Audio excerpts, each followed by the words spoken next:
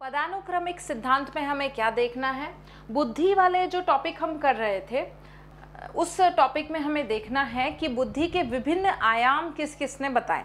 हमने गिलफोर्ड वाला देखा, हमने यूनिफैक्टर थ्योरी वाला जो थ्योरी थी वो देखी। अब हम देख रहे हैं कि हायरार्कल थ्योरी। अब ये पदानुक्रमिक सिद्धांत किसने दिया है वो आपको याद रखना है, बर्ट और वर्नन ने दिया।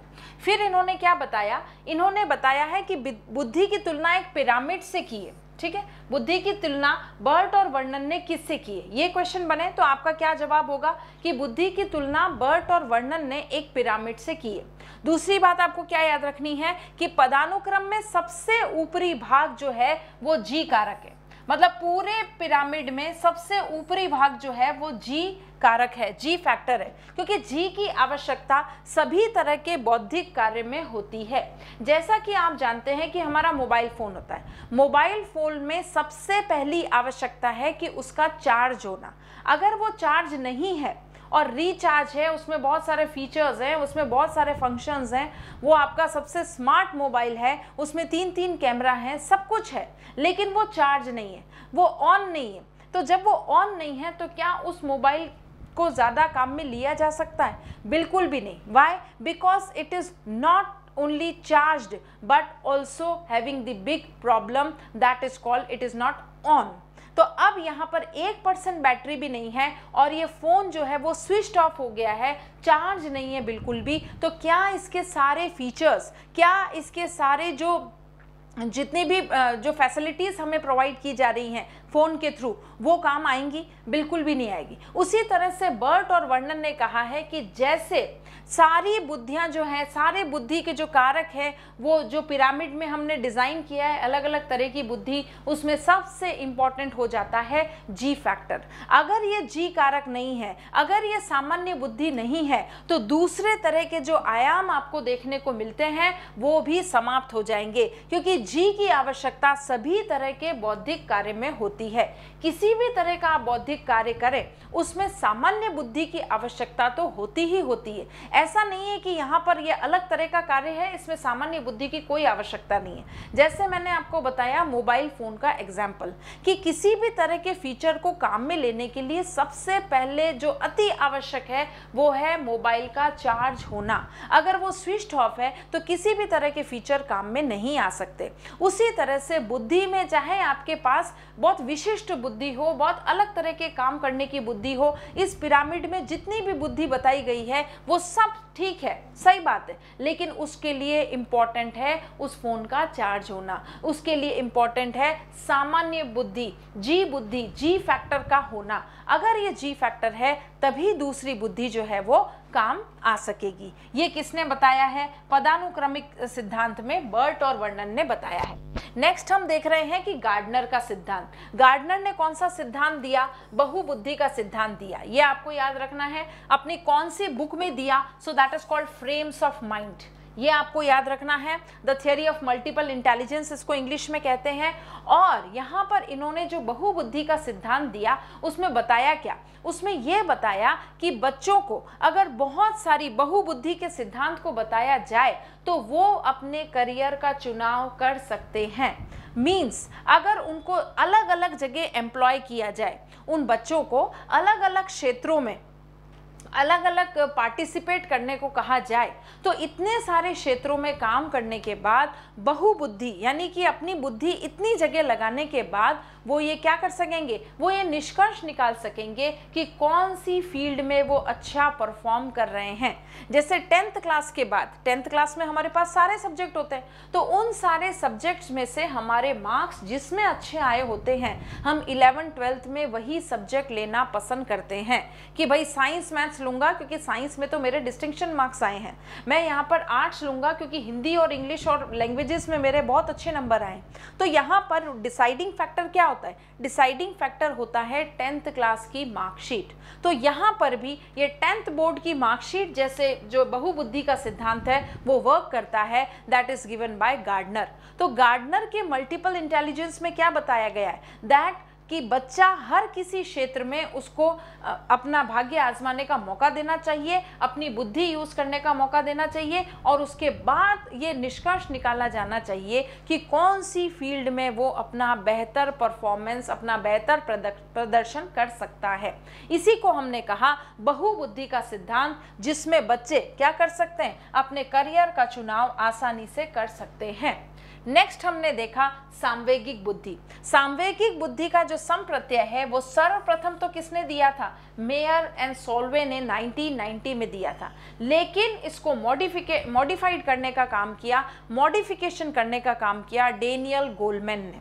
और डेनियल गोलमैन ने ये प्रत्यय वापस बताया 1995 में आफ्टर सम मॉडिफिकेशन, जिसको हम कहते हैं, जिनकी बुक है डेनियल गोलमैन की, उनकी बुक का नाम है emotional intelligence, why it can matter more than IQ। IQ यानी कि इंटेलिजेंट क्वेश्चन और EQ यानी कि इमोशनल क्वेश्चन। तो अब यहाँ पर इन्होंने इंपॉर्टेंस बताई, डेनियल गोलमैन ने किसकी इंपॉर्टेंस बताई, इन्होंने इमोशनल क्वेश्चन, सांवेगिक बुद्धि की इंपॉर्टेंस बताई।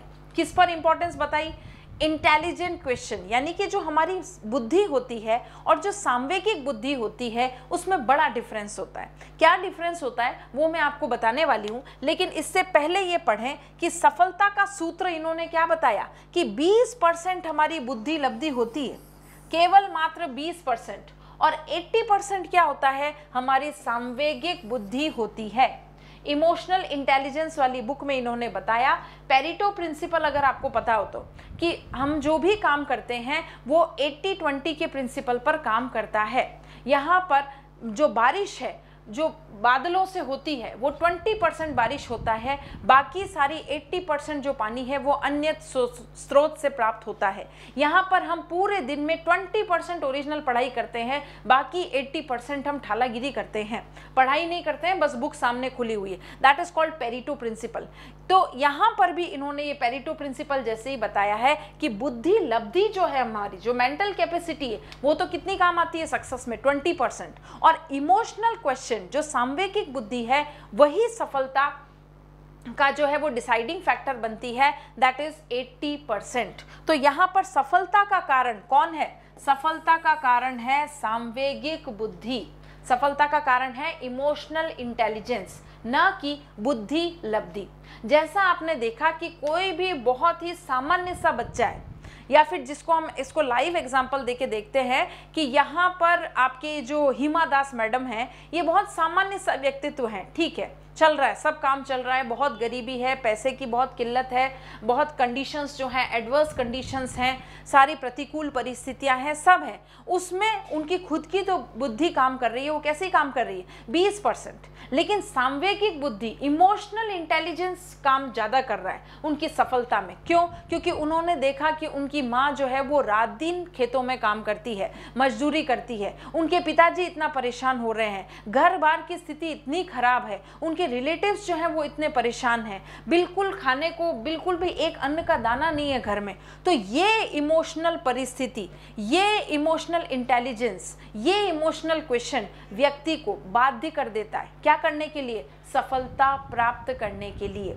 So this is more appreciable and admirable rather than your original बुद्धि लब्धि। आपकी बुद्धि लब्धि तो 20% ही होती है। आपने देखा ना कि यहाँ पर सभी लोग जो है वो सिलेक्शन पाना चाहते हैं, सभी लोग गवर्नमेंट एम्प्लॉय बनना चाहते हैं, लेकिन कुछ ही सेलेक्ट होते हैं। क्यों? क्योंकि कुछ लोग जो होते हैं उसमें सिलेक्शन पाने का एक पागलपन होता है, और कुछ लोग जो होते हैं उनमें सिर्फ एक चाहत होती है। तो विद्या बालन ने भी इस पे अपना एक थॉट दिया है कि चाहत जब जुनून बन जाए तो वो पूरी होके रहती है। सिर्फ चाहने मात्र से अगर सब कुछ हो जाता तो आज सभी सेलेक्ट होके गवर्नमेंट एम्प्लॉय होते। तो चाहते तो सभी हैं कि हाँ मेरा भी सिलेक्शन हो जाए, लेकिन कुछ लोगों का ही होता है, और वो कुछ लोग कौन होते हैं, they are completely doing their performance on the basis of EQ, that is called emotional question.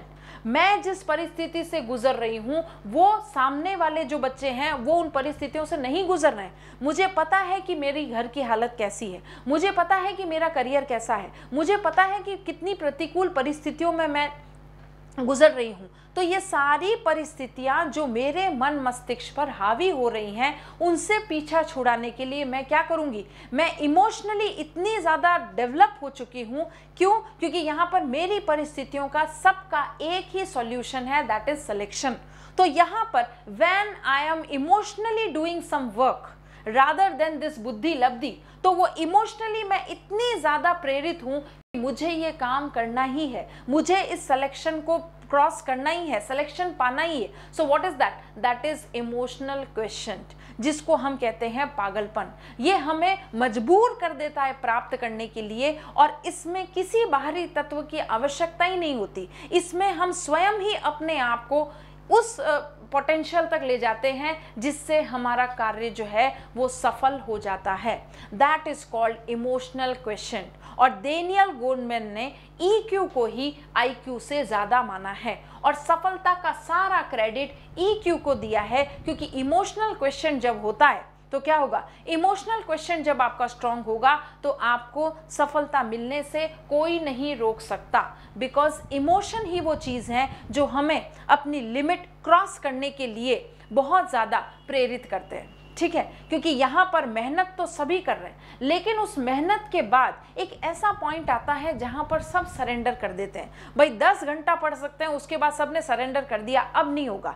लेकिन जो बच्चा 10 घंटे से ज़्यादा आगे आके कोशिश कर रहा है, हिम्मत कर रहा है, उसके प्राण निकल रहे हैं, मर रहा है वो, लेकिन फिर भी वो 17 घंटे पढ़ाई कर लेता है। So that is called competition, that is called EQ, emotional question. उसने अपने आप को सांवेगिक रूप से स्थिर बना लिया है, मुझे किसी भी हालत में 15 घंटे पढ़ाई करनी है।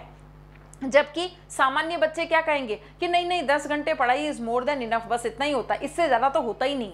तो यहाँ पर इस तथ्य को नकारने वाले लोग होते हैं इमोशनल क्वेश्चंट वाले। वो क्या करते हैं, वो अपने इमोशन को इतना स्ट्रांग करते हैं कि वो सफलता पा लेते हैं, जिसको समाज में कहा जाता है पागल व्यक्ति, जिसको समाज में कहा जाता है सनकी व्यक्ति। ये व्यक्ति क्या करते हैं, अपने पागलपन में, अपने जीनियस वाली फील्ड में इतना ज़्यादा कुछ कर गुजरते हैं कि सफलता उनके आगे घुटने टेक देती है। So that is called emotional question. तो ये 80-20 का प्रिंसिपल आपको याद रखना है, बुक का नाम याद रखना है। और डेनियल गोलमैन ने जब ये थ्योरी दी तो उससे पहले सर्वप्रथम इसको देने वाले कौन थे, उनका भी नाम आपको याद होना चाहिए।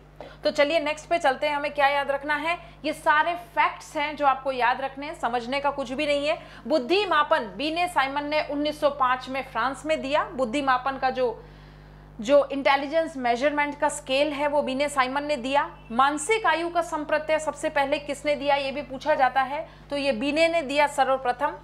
तैथिक आयु मतलब क्या होता है, तिथि के अनुसार जो हमारी आयु होती है उसको हम कहते हैं तैथिक आयु।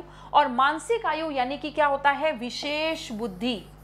ठीक है, तैथिक आयु हमारी क्रोनोलॉजिकल एज एंड मानसिक आयु यानी कि हमारी मेंटल एज। कोई बच्चा 11 साल का है, जैसे आपने सुना होगा कि जानवी पवार के नाम से एक लड़की आती है, वो जानवी पवार जो है वो IAS एस्पिरेंट्स को ट्रेनिंग देती है इंग्लिश में। तो यहाँ पर ये जानवी पवार जो लड़की है ये उस टाइम पे 11 साल की थी जब मैंने इसको देखा था, और 11 साल की लड़की IAS एस्पिरेंट्स को ट्रेनिंग दे रही है, ये बहुत अजीब लग रहा है। सो व्हाट इज दैट, 11 साल उसका क्या हुआ, वो उसकी तैथिक आयु हुई, क्रोनोलॉजिकल एज हुई। और वो जो IAS एस्पिरेंट्स को ट्रेनिंग दे रही है यानी कि उसमें कुछ तो स्पेशल होगा, कुछ तो एक्टिंग का कीड़ा होगा, कुछ तो नॉलेज का कीड़ा होगा। सो दैट इज कॉल्ड विशेष बुद्धि। तो उसकी मानसिक आयु कितनी हुई, वो अपनी मूल क्रोनोलॉजिकल एज से कहीं ज़्यादा आगे है, और वो IAS एस्पिरेंट्स को इंग्लिश के लिए ट्रेनिंग दे रही है, यानी कि उसकी मानसिक आयु बहुत ज़्यादा है। और तैथिक आयु हमें ज्ञात है, दैट इज कॉल्ड 11 वर्ष। तो 11 साल की बच्ची 30 साल के लोगों को ट्रेनिंग देती है, यानी कि उसमें क्या है, उसकी मानसिक आयु जो है वो बहुत ज़्यादा है। तो इस तरह का संप्रत्यय जो दिया वो किसने दिया, बुद्धि लब्धि का संप्रत्यय टर्मन द्वारा दिया जाता है, जिसमें बताया जाता है कि बुद्धि लब्धि equals to mental age upon chronological age multiplied by 100। तो इस तरह से बुद्धि लब्धि का जो सूत्र दिया वो दिया टर्मन ने। ये भी एग्जाम में पूछा गया है, लेकिन हमें पता होना चाहिए कि मानसिक बुद्धि और तैथिक बुद्धि मतलब क्या होता है। मानसिक बुद्धि यानी कि विशेष बुद्धि, जो कि मैंने आपको एग्जाम्पल दिया जानवी पवार का। ये जानवी पवार जो है, इनका इंग्लिश का एक्सेंट जो है वो भी अमेरिकन एक्सेंट है। तो यहाँ पर इतने अच्छे एक्सेंट में कैसे ये लड़की बोल सकती है, जो मात्र इतने टेंडर एज की है, 11 साल की 12 साल की लड़की इतना अच्छा एक्सेंट, अमेरिकन एक्सेंट बोल सकती है, हरियाणवी बोल सकती है, तो कैसे पॉसिबल है। सो दैट इज कॉल्ड विशेष बुद्धि। ठीक है, दूसरे लोग जो 25 साल की उम्र में इतना अच्छा नहीं बोल पाते हैं, ट्रेनिंग लेके इतना अच्छा नहीं बोल पाते हैं, ये ट्रेनिंग लेके इतना जल्दी कैसे चीज़ों को कवर अप कर रही है। So that is called mental as and chronological age. तो यहाँ पर ये सारे फैक्ट आपको याद रखने हैं। उसके आगे हम देखते हैं हमें क्या पढ़ना है। तो ये सारे फैक्ट्स का डिस्कशन मैंने किया जो कि बुद्धि से संबंधित था, वो हमें पढ़ना था।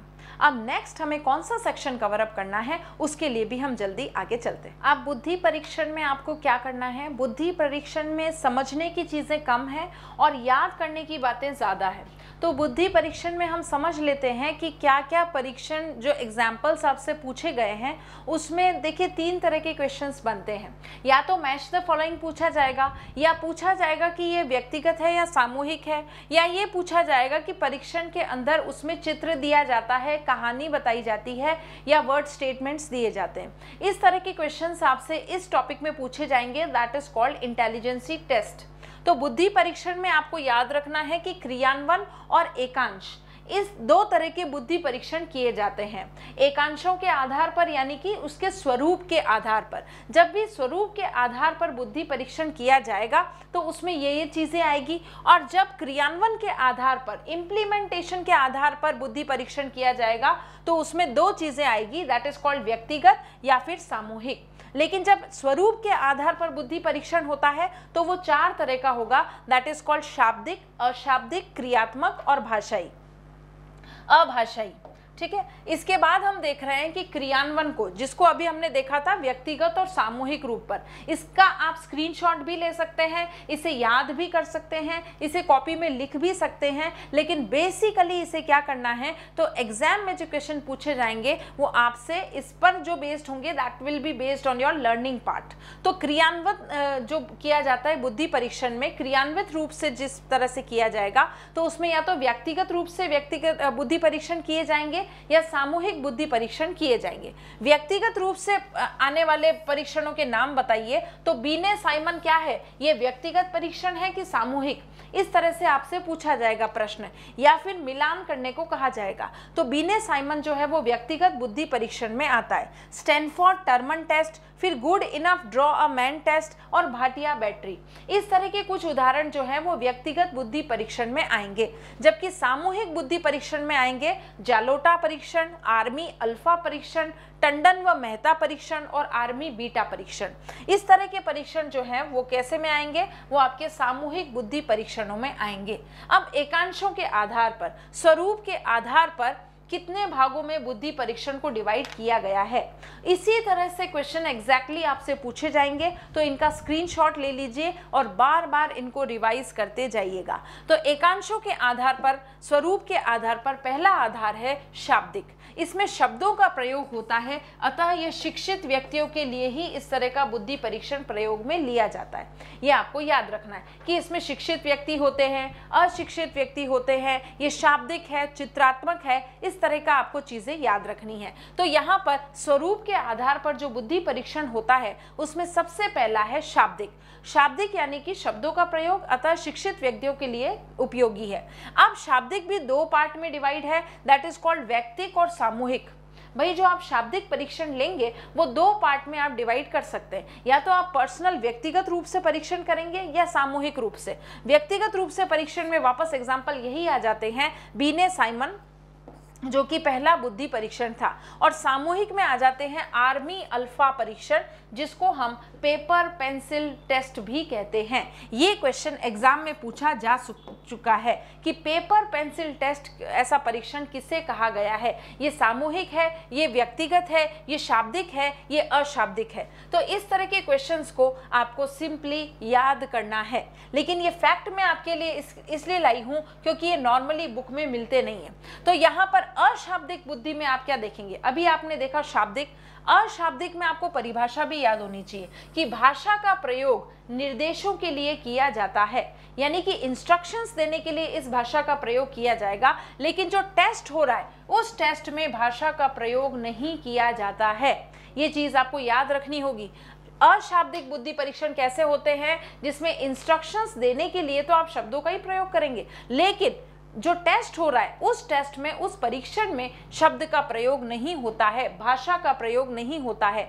परीक्षण में कुछ चित्र बने होते हैं, उत्तर भी चित्र का चुनाव करके ही देना होता है।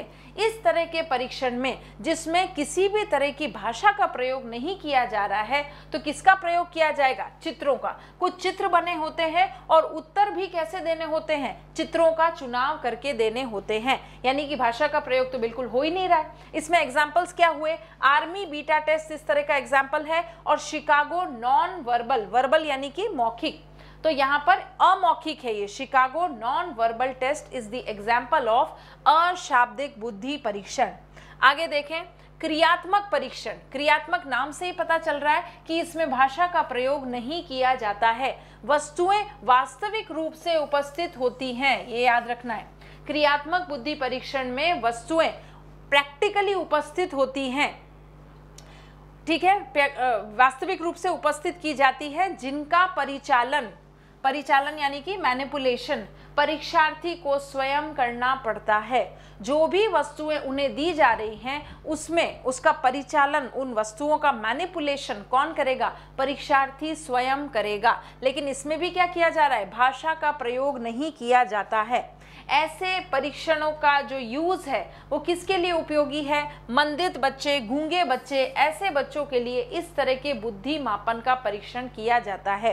तो आपसे सीधा सीधा यही पूछ लिया कि बुद्धि मापन का ऐसा परीक्षण जो कि मंदित बच्चों के लिए, ठीक है, जो जिनकी मंद बुद्धि है, तो ऐसे मंद बुद्धि बच्चों के लिए किस तरह का परीक्षण जो है वो उपयोगी सिद्ध होगा। तो क्रियात्मक परीक्षण जो है इस तरह के बच्चों के लिए उपयोगी सिद्ध होगा। फिर नेक्स्ट देखें अभाषाई बुद्धि परीक्षण। ठीक है, भाषाई देखा, शाब्दिक देखा, अशाब्दिक देखा, अब अभाषाई। अब अभाषाई क्या है, भाषा का प्रयोग न तो इंस्ट्रक्शन देने में होता है और न ही टेस्ट में, न ही परीक्षण में। तो परीक्षण में भी भाषा का प्रयोग नहीं हो रहा है और इंस्ट्रक्शन में भी भाषा का प्रयोग नहीं हो रहा है। जबकि हमने पहले क्या देखा था, हमने देखा था अशाब्दिक बुद्धि। अशाब्दिक बुद्धि में क्या था, भाषा का प्रयोग निर्देशों में हो रहा था लेकिन टेस्ट में नहीं हो रहा था, परीक्षण में नहीं। लेकिन यहाँ पर आप क्या देख रहे हैं, यहाँ पर हम देख रहे हैं कि भाषा का प्रयोग न तो इंस्ट्रक्शन देने में हो रहा है न टेस्ट में हो रहा है। इस तरह के कौन से एग्जाम्पल्स हैं, तो बीने टेस्ट, जिसमें 30 तरह के आइटम्स आपको दिए जाते हैं, 30 तरह के एकांश आपको दिए जाते हैं और इसमें परीक्षण जो किया जाता है इसमें भाषा का प्रयोग बिल्कुल भी नहीं होता है। फिर ये किसके लिए उपयोगी है, 3 से 15 वर्ष के बच्चों के लिए उपयोगी है। वैसा ही टेस्ट आपका वेशलर टेस्ट है। Good enough draw a man test में आपको एक चित्र बनाने को कहा जाता है और जैसा आप चित्र बनाते हैं उससे आपके बुद्धि का परीक्षण होता है। पेडागॉजी पिक्चर वोकैबुलरी टेस्ट, जिसको हम पीपीवीटी कहते हैं, ये किस उम्र के बच्चों के लिए फायदेमंद है, 2.5 से 18 वर्ष के बच्चों के लिए फायदेमंद है। कॉफमैन मूल्यांकन यानी कि इवैल्यूएशन टेस्ट, ये 2.5 से 12.5 वर्ष के बच्चों के लिए उपयोगी है, बुद्धि के मापन का तरीका है। और ये सब किस में आते हैं, अभाषाई बुद्धि परीक्षण के एग्जाम्पल्स हैं। ये आपको स्क्रीनशॉट लेके डेली 2 गोली सुबह और 2 शाम को लेनी है। अब आपको नेक्स्ट आगे क्या देखना है इसके, अब हम सीख रहे हैं एक नया कॉन्सेप्ट जिसको हम कहते हैं कॉन्सेप्ट मैपिंग या फिर अवधारणा मानचित्रण। अवधारणा मानचित्रण क्या है, अभी हमने देखा कि ब्रूनर ने बताया कि किसी भी ज्ञान को, ठीक है, अगर संग्रहित नहीं किया जाता है व्यवस्थित रूप से तो वो क्या हो जाता है, वो विलोपित हो जाता है। संरचना स्ट्रक्चरल मैथड, स्ट्रक्चरल अप्रोच में हमने ये सीखा था, निर्मितवादी उपागम में हमने ये सीखा था कि ब्रूनर ने बताया और इन सभी का मानना था कि ज्ञान को अगर व्यवस्थित रूप से संगठित नहीं किया जाता है तो ये विलोपित हो जाता है। तो यही बात कॉन्सेप्ट मैपिंग या अवधारणा मानचित्रण में है। अब अवधारणा मानचित्रण का जो कॉन्सेप्ट है वो किसने दिया है? वो दिया है जोसेफ नोवाक ने। ठीक है, जोसेफ नोवाक ने इस तरह का जो फैक्ट है वो बताया 1970 में, जिसको उन्होंने क्या कहा? जिसको उन्होंने कहा कॉन्सेप्ट मेकिंग। अब ये कॉन्सेप्ट मेकिंग को अगर मैं परिभाषा में लिखूं तो मैं क्या लिखूं? यह ज्ञान को व्यवस्थित रूप से प्रदर्शित करने के काम आता है। जो कॉन्सेप्ट मैपिंग है वो किसके लिए काम आती है? ज्ञान को व्यवस्थित रूप से, ज्ञान को व्यवस्थित रूप से प्रदर्शित करने के काम आती है। इसी को हम कहते हैं कॉन्सेप्ट मेकिंग। ज्ञान को व्यवस्थित रूप से, ज्ञान को व्यवस्थित रूप से प्रदर्शित करने के काम आती है। कॉन्सेप्ट मेकिंग क्या है? कॉन्सेप्ट मेकिंग में ज्ञान को व्यवस्थित रूप से प्रदर्शित करने के काम आती है। जो भी हमने ज्ञान कलेक्ट किया है उसको व्यवस्थित रूप से हमें परफॉर्म करना है। मीन्स ये एक तरह का क्या है? It is a type of visual graphic. ये क्या है? ये विजुअल ग्राफिक्स है। और इसी विजुअल ग्राफिक्स की मदद से हम क्या कर सकते हैं? जिसको हम कहते हैं विजुअल ग्राफिक्स को हम कहते हैं हिंदी में चित्र मुद्रण। ठीक है, इन्हीं मुद्रण चित्रों के माध्यम से हम क्या कर सकते हैं? ज्ञान को व्यवस्थित रूप से प्रदर्शित कर सकते हैं। किसी भी ज्ञान को आपको सिस्टमैटिक तरीके से डायग्रामेटिक फॉर्म में विजुअल ग्राफिक में बताया जाए तो वो ज़्यादा जल्दी याद रहता है। इस तरह का कॉन्सेप्ट मैपिंग का अवधारणा किसने दी? जोसेफ नोवाक ने 1970 में दी। और यही तरीका बताया कि ज्ञान को व्यवस्थित रूप से कैसे प्रदर्शित किया जा सकता है, with the help of concept mapping, जिसे हम विजुअल ग्राफिक्स भी कहते हैं। अब इसमें होगा क्या? तो इसमें दो तरह के तत्व पाए जाते हैं, that is called nodes and links. Two types of components are there in concept making, जो कि आपको समझना जरूरी है।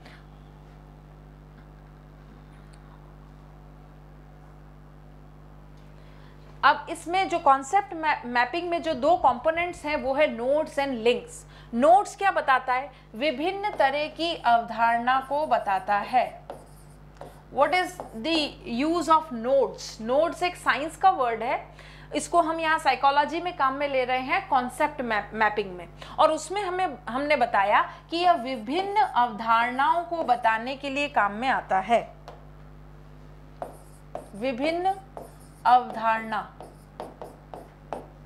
अवधारणा को बताने के लिए काम में आता है। ठीक है, व्हाट इज नोड्स? यह विभिन्न अवधारणाओं को बताने के लिए काम में आता है।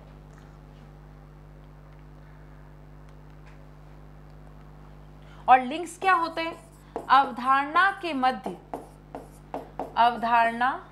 मध्य संबंधों को प्रदर्शित करने के लिए लिंक्स बताए जाते हैं। अवधारणा के लिए संबंधों को प्रदर्शित करने के लिए, संबंधों को प्रदर्शित करने के लिए क्या करे जाते हैं? लिंक्स यूज में लिए जाते हैं। तो कॉन्सेप्ट मैपिंग का विचार किसने दिया, ये आपको याद रखना है। ज्ञान को व्यवस्थित रूप से प्रदर्शित करने के लिए कॉन्सेप्ट मैपिंग का यूज किया जाता है। कॉन्सेप्ट मैपिंग में तत्व कितने हैं? दो, नोड्स एंड लिंक्स। नोड्स क्या बताता है? नोड्स बताता है हमें विभिन्न अवधारणा को बताता है, विभिन्न कॉन्सेप्ट्स को बताता है। और लिंक्स क्या करता है? इन कॉन्सेप्ट्स के मध्य संबंधों को प्रदर्शित करता है। विभिन्न कॉन्सेप्ट्स को कौन बताता है? नोड्स। और इनके संबंधों को कौन प्रदर्शित करता है? लिंक्स।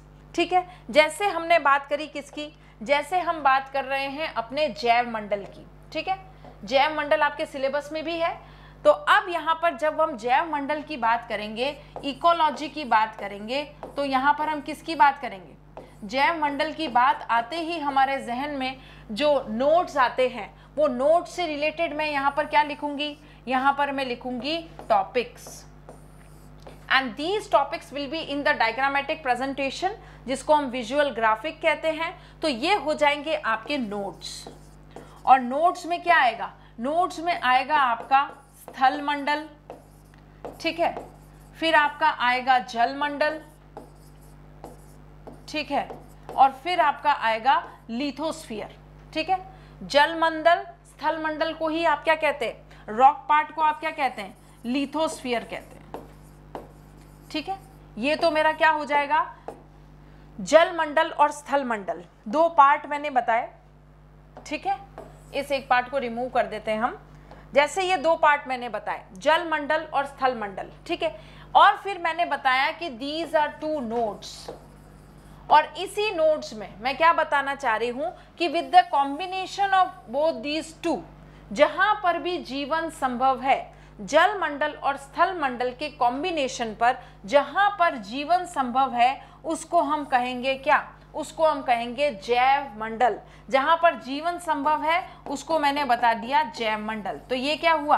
अवधारणा को प्रदर्शित करने वाले पॉइंट्स हो गए, इसको मैंने कह दिया लिंक्स। तो बेसिक टॉपिक्स जो अवधारणा है, अवधारणा को तो बेसिक टॉपिक्स को हम कहेंगे नोड्स, ठीक है। तो बेसिक टॉपिक क्या हुआ मेरा? जैव मंडल। मैं इसको यूं भी कर सकती हूं कि बेसिक टॉपिक मेरा इस तरह से हो गया, इसको एग्जाम्पल के रूप में आप गिने कि बेसिक टॉपिक्स को मैं बता रही हूं, तो टॉपिक डाला मैंने और उसको लिख दिया मैंने नोड्स, NODES, नोड्स।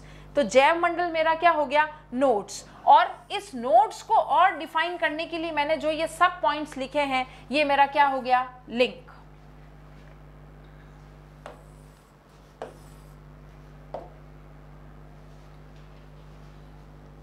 जैसे कॉन्सेप्ट मैपिंग में मैंने आपको बताया दो तत्व हैं, नोड्स एंड लिंक्स। तो इन नोड्स और लिंक्स के लिए हम एक एग्जाम्पल भी ले लेते हैं, और वो एग्जाम्पल क्या है? That example is called ecology, पारिस्थितिकी, या फिर इसको आप आपके सिलेबस में जो है जिसको हम कहते हैं जैव मंडल, ठीक है। और जैव मंडल के नीचे मैंने लिखा कि जैव मंडल किसका सम्मिश्रण है? जैव मंडल दो तत्वों का सम्मिश्रण है, दैट इज कॉल्ड स्थल मंडल और जल मंडल, ठीक है। तो यहाँ पर ये जो जैव मंडल मैंने लिखा है, ये तो क्या हो जाएगा? ये मेरा हो जाएगा नोड्स, और जो मैंने स्थल मंडल और जल मंडल लिखा है वो मेरा हो जाएगा लिंक्स, ठीक है। तो इस तरह से कुछ एग्जाम्पल्स आप दे सकते हैं कॉन्सेप्ट मैपिंग के लिए कि हमें कॉन्सेप्ट मैपिंग में क्या करना है? नोड्स और लिंक्स को समझना है। तो नोड्स तो क्या हुई? अवधारणा को बताने के लिए मैंने डायग्राम बनाया, और उस अवधारणा के मध्य संबंधों को बताने के लिए मैंने लिंक्स बताए। तो यहाँ पर इस एग्जाम्पल में आप देख सकते हैं जैव मंडल में कि मैंने स्थल मंडल, जल मंडल और जैव मंडल तीनों को जो बताया है, यहाँ पर मेरा अवधारणा बताने के लिए तो हो गया नोड्स, और अवधारणा में विभिन्न संबंधों को बताने के लिए हो गया मेरा लिंक्स। तो कॉन्सेप्ट मैपिंग में सिर्फ यही बात आपको याद रखनी है। फिर आगे चलते हैं कि आगे हमें और क्या क्या चीज़ें सीखनी है।